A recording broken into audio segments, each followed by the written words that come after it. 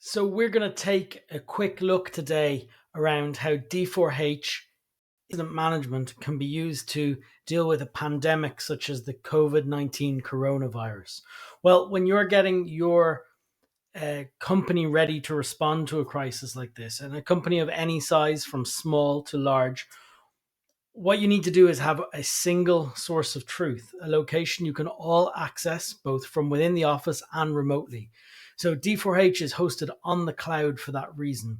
Access it from any device, from your mobile phone, tablet, or laptop, and get the latest information for your company. So the first thing that's really important and best practice if you're not familiar with dealing with an incident is a SITREP or situation report. And this is where you get to put in all of the pieces that you're working on at the moment. Where does it currently stand? So, for example, Madrid office closed, 5 in isolation, no IT services available from this location. COVID 19 for vulnerable staff with pre-existing health conditions. So you can see here how easy it is for me to update this SITREP. You can see I'm just pointing and clicking. Strategic objective 1, hygiene. Oh, I need to spell better. Hygiene in offices, notices, and education.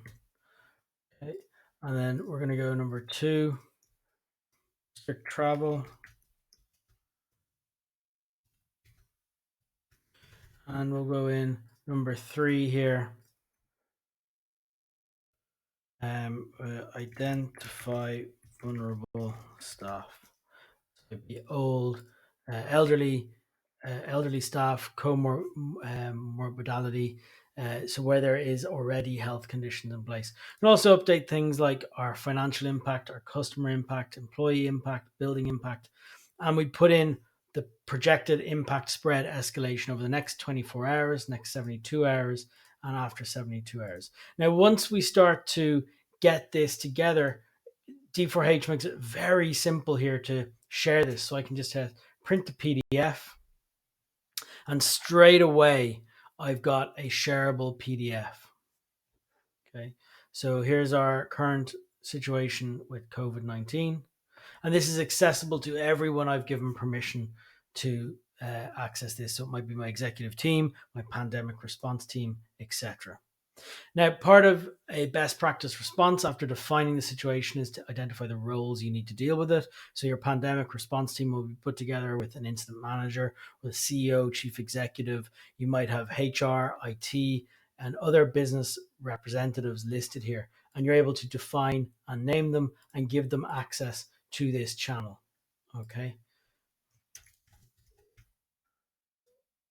Very, very simply done. You can also then view this on an org chart to show how you're moving from peacetime operations as a business to wartime operations in a time of crisis.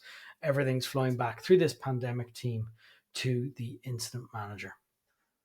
Being able to geographically visualize these things is really important. So you can see over here our offices. We've got 2 offices over here. One of them's closed by the look of it. And we've got Chicago and Madrid here. In updates, you'll see here we can put in our decision log. So a chronological decision log is key. And how this would happen is, for example, decision to close Chicago office. Board meeting at 5 p.m. to discuss manufacturing. Manufacturing. Get that right. Manufacturing impacts on delivery dates.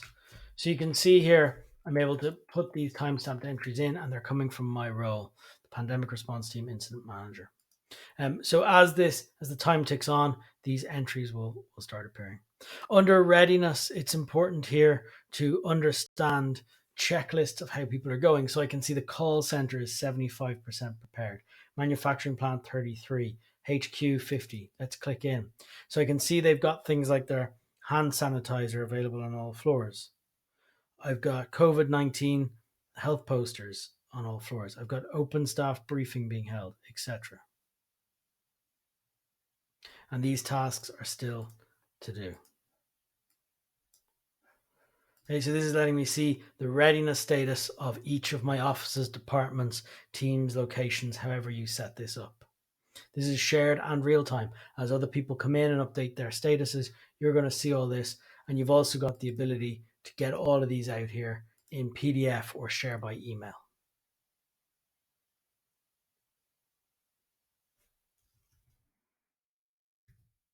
Okay, next thing we're going to do is track readiness by department. So all companies are broken up into services, departments, and functions. So here, for example, I can see sales. I can update things to say maybe 2 now isolated and 2 affected. Okay, and that's updated this. I could also set it to now no operations, no sales operations. So I'm getting this real-time board of what has happened in the organization. I can also pop open a sidebar here and see a full event log of everything.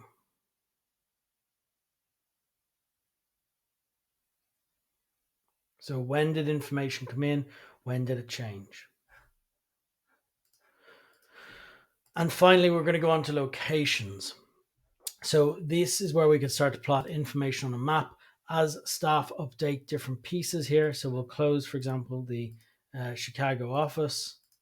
And you see it's gone red on the map.